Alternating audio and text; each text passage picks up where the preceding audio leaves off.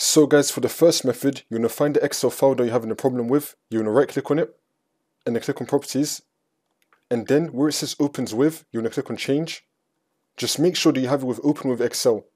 Make sure you have Excel selected, and then click on set default, and then click on OK. See if that works for you.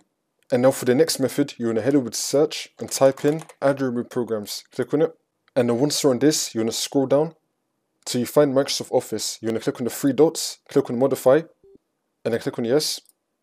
And then once you're on this, you're going to try doing a quick repair. So you're going to select it and then click on repair, see if that works for you. If not, then you're going to select online repair, click on repair, see if that works for you.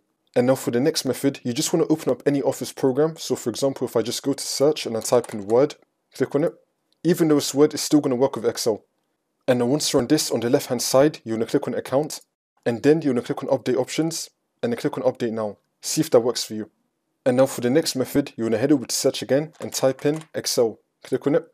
And then once you're on this, on the left hand side, you're going to click on options. And then once you're on this, you're going to click on advanced.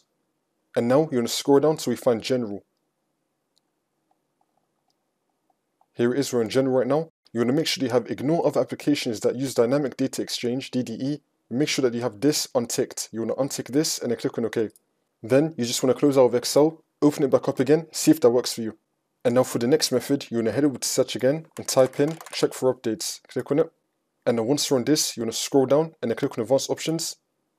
Then you want to turn this on. Receive updates for other Microsoft products. Turn this on. Now you want to go back to Windows Updates and then click on check for updates. Make sure that your computer is fully up to date. If that's still not working for the next method, you want to head over to search again and type in add or remove programs. Click on it.